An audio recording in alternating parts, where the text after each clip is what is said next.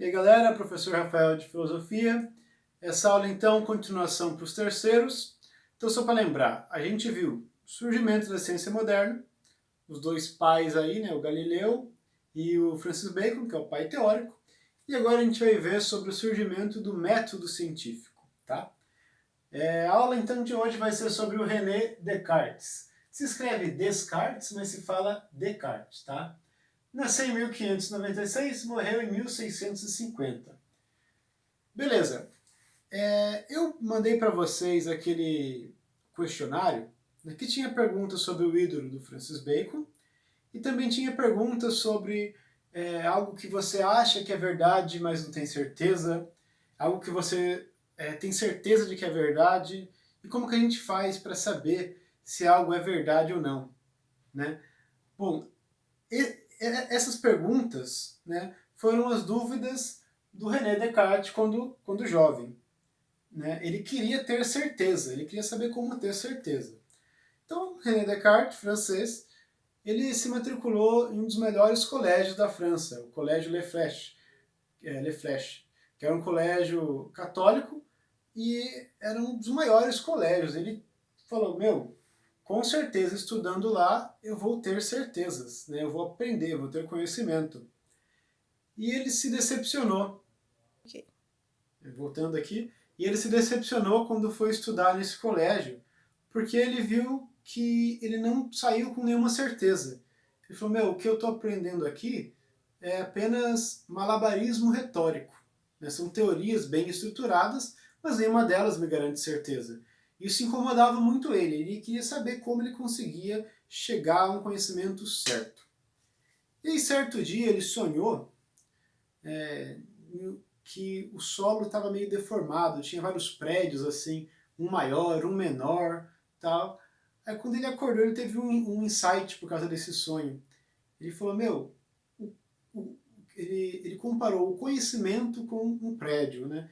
Ele fala que há vários prédios tortos, né? Então, vários conhecimentos se colocam, ideias se colocam aí pra gente, que são todas tortas. Né? Então, para eu construir um novo prédio, para eu construir o meu conhecimento, uma base sólida, eu tenho que acabar com esses prédios tortos do meu sonho e limpar o terreno, deixar o solo plano para eu poder construir o meu conhecimento do zero. Ele se propôs então a investigar o conhecimento do zero, eliminando tudo que já foi falado para ele, duvidando de tudo para poder construir o seu conhecimento. Tá? Então, ele vai usar aí o que a gente chama de dúvida hiperbólica. Então, lembrando, ele buscava a certeza e para alcançar a certeza, ele se usou aí da dúvida hiperbólica. Aqui vocês lembram da aula de português de vocês, né, da hipérbole. É aquele exagero, né? Estou morrendo de dor, é uma hipérbole. Aqui a dúvida hiperbólica é a mesma coisa, é uma dúvida exagerada, certo?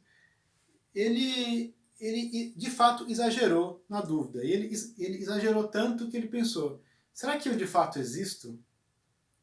Isso que eu penso ser real é na verdade um sonho.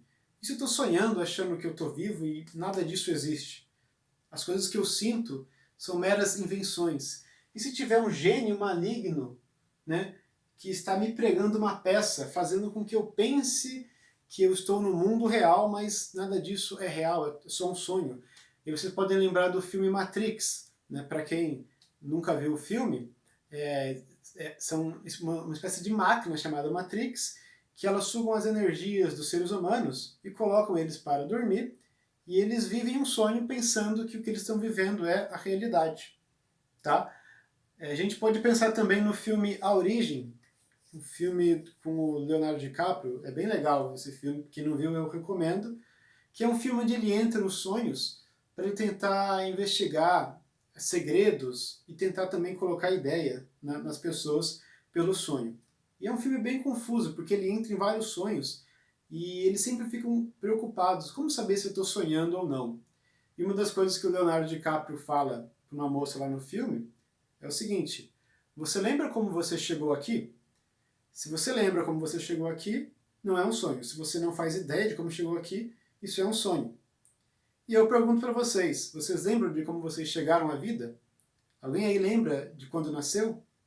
Ninguém lembra, né? Então esse tipo de dúvida que o Descartes tinha. Será que as coisas são de fato reais ou são um sonho?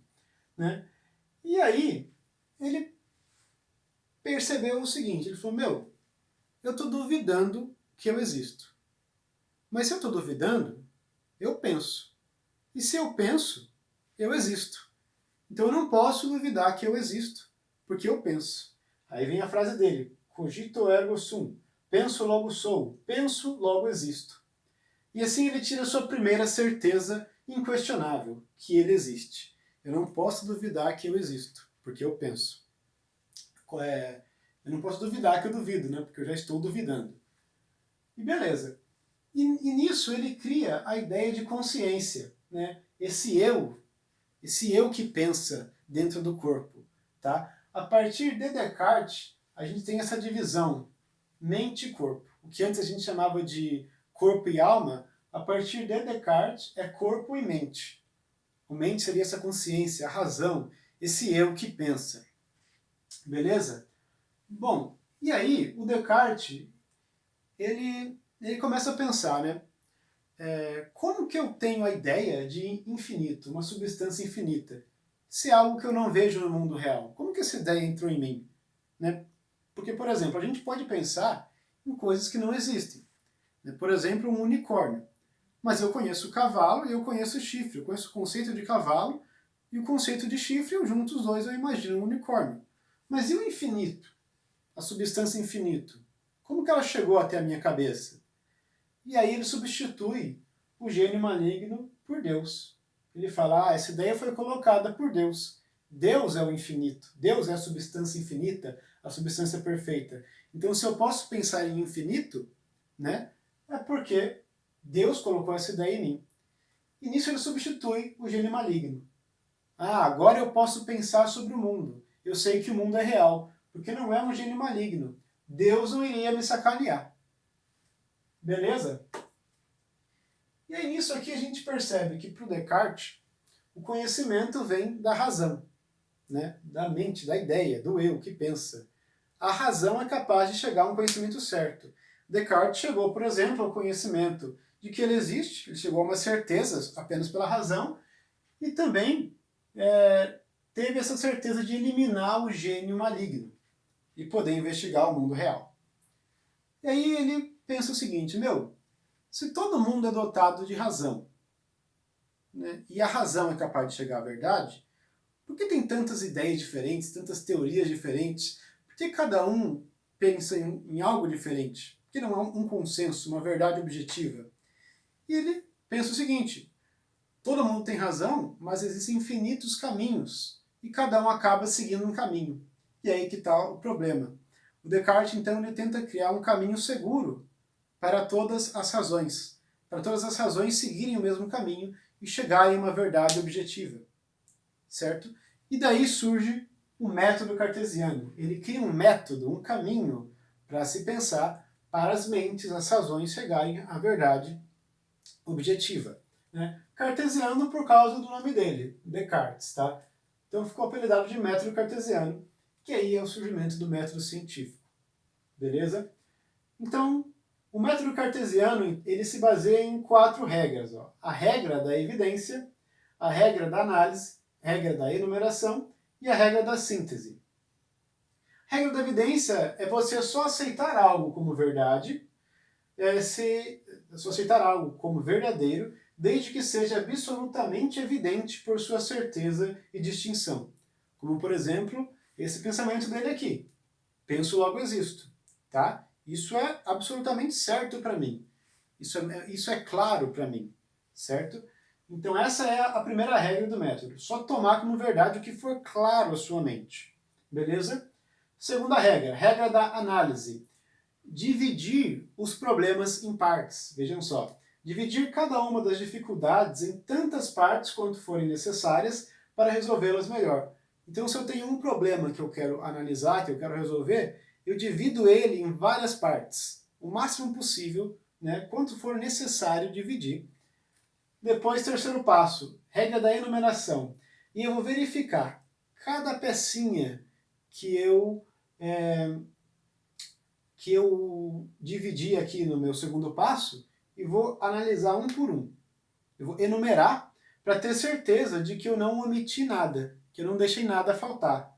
Ó, realizar verificações completas e gerais para ter absoluta segurança de que nada foi omitido. Então eu só aceito o que for claro, divido o meu problema em várias partes, enumero cada parte e, por último, regra da síntese. Eu reconstruo. Beleza? Reconstruo, indo do mais simples ao mais complexo. Parto do problema mais simples ao mais complexo. Esse é o método cartesiano, isso aqui que deu origem ao método científico. Beleza? Vou querer que vocês copiem no caderno também, vou deixar na descrição do vídeo para ficar mais fácil de copiar. E é isso aí, qualquer dúvida pode mandar no comentário ou mandar no e-mail. Beleza? Até a próxima.